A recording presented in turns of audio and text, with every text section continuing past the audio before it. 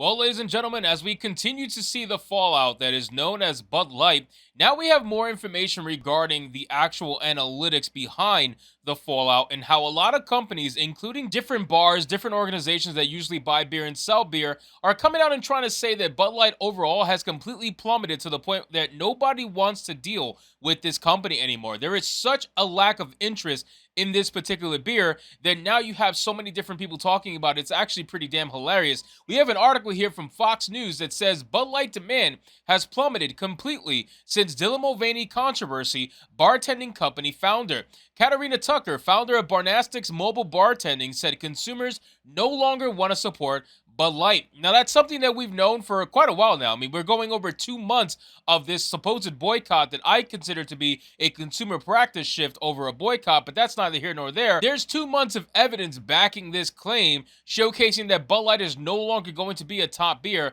and that people have basically given up and moved on. So we're going to get into this article, guys. And before we do, of course, if you are new here, consider giving this video a like just to push us out into the YouTube algorithm, and consider subscribing because we're on our way to 25,000 subscribers. Let's watch this video from Fox News and see what it says really quick before we read the article. So we pretty much like do pop-up bars. So if there's an event, backyard party or corporate event, we'll pretty much set up the bar if need be. And we're partnered with liquor stores where we coordinate kind of the whole shebang, but we allow the clients to actually build their proposal on our website. So we can see when they add, for example, Bud Light, and it has plummeted completely. No one wants it at their event anymore. There's a couple of clients that have expressed to me their feelings behind it, and it's just no longer popular. So what they'll do is they'll substitute it with maybe Coors Light or Miller Light, and then they'll do like an imported, they'll do a, Corona, but Bud Light is no longer at events, corporate or backyard. With the feedback that I've gotten and how strongly a lot of clients feel about it, if they don't switch gears, the company, I don't see the popularity picking back up. No. Ladies and gentlemen, that video says it all. Now, of course, if you want to be one-sided, you want to play devil's advocate, you can say, listen, we already knew this was going to be the case, all right? This woman could be coming out and saying this just because it's popular to talk about Bud Light right now. But I don't think she's lying in the slightest. I really don't. And I fully believe that there are people out there who own businesses that don't want to be anywhere near a Bud Light can because they know the controversy is not good for business. And yeah, sure, all these big corporations want to get woke because it helps their ESG scores and it helps their CEI index and all that stuff. But ultimately, these small businesses don't do that. These small businesses don't have the luxury of ESG loans. They just don't. So they don't want to get woke and lose so much money just because some stupid corporation who makes way more money than they do, who can afford to lose hundreds of millions of dollars, wanted to make a decision that was very, very divisive. So this is the problem that we have with major corporations. But let's get into this article from Fox News. It says, demand for Bud Light has plummeted since the brand became embroiled in controversy over a promo with transgender grifter Dylan Mulvaney, according to the founder of Mobile Bartending Company. There's been a significant shift in consumer preferences, which is what I say. All right, I say that all the time. This is definitely a consumer shift. This is not a boycott. This is not something that people are saying, "Oh, I wish I could have this, but due to my beliefs, I can't have this." So unless the company makes a change, then there's no way I can buy this. Like, no, people are just like, "All right, I don't need this.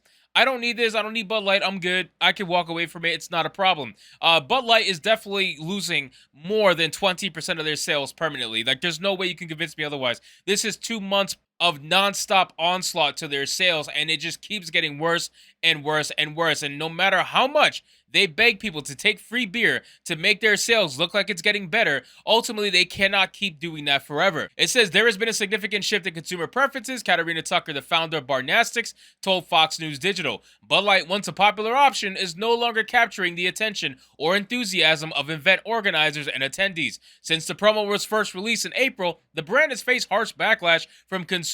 Some stores have been forced to give away the beer for free, and Bud Light has bought back expired beers from wholesalers, according to the Wall Street Journal. And again, when they sell a beer for free, it still counts as a sale, ladies and gentlemen. So it will increase their overall sales if people buy this crap for free. Look at this. These are pallets of beer being sold and getting a $15 rebate for a $15 case of beer.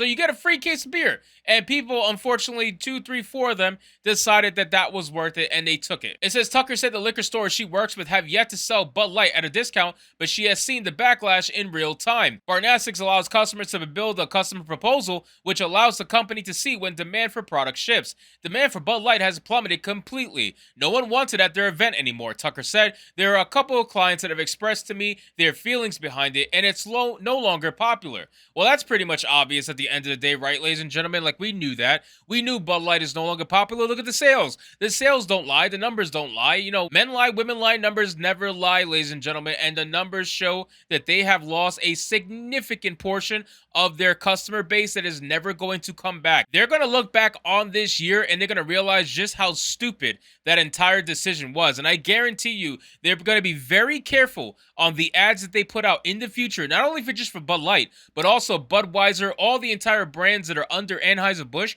They're going to absolutely try their damnness to walk the fine line, so to speak. They're not going to want to do anything that's going to risk their brand like they did recently.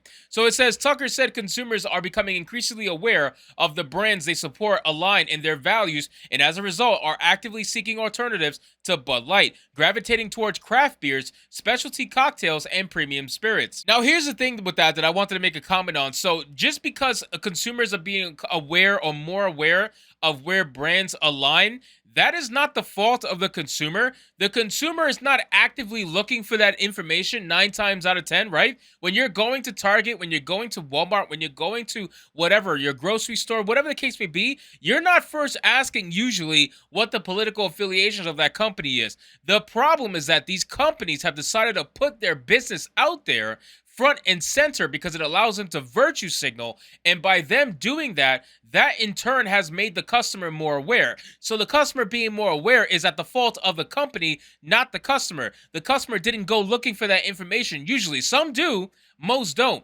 It was the company who put it out there for you to see. And now, since it's front and center for everybody to look at, then yeah, of course, people are going to be more aware of what companies are doing politically, sociologically, all that stuff. Like, they're obviously more aware of that now. And you know what? Maybe that's a good thing. Maybe that's a good thing because now you can realize where your money's going. It says, Tucker says she does not foresee popularity of the beer picking up anytime soon. With the feedback that I've gotten on how strongly clients feel about it, the company doesn't switch gears. I don't see the popularity picking back up. She said, sometimes things blow over, she added, but recognize that Bud Light's actions hold a lot of weight with their consumers. And I think ultimately what they're hoping from these CEOs is that this thing blows over. They want it to blow over. They want to basically find a way to come to terms with accepting that they lost that much money and that many customers permanently. I'm almost guaranteeing you that they already have, and they're just hoping that the backlash kind of blows over so that they don't continue to lose more customers than they already have. So ultimately, time is going to tell over the summer months just how bad this is going to get. But right now, it's pretty damn terrible. So anyway, guys,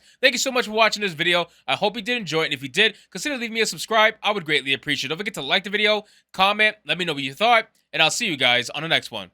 Hypnotic out.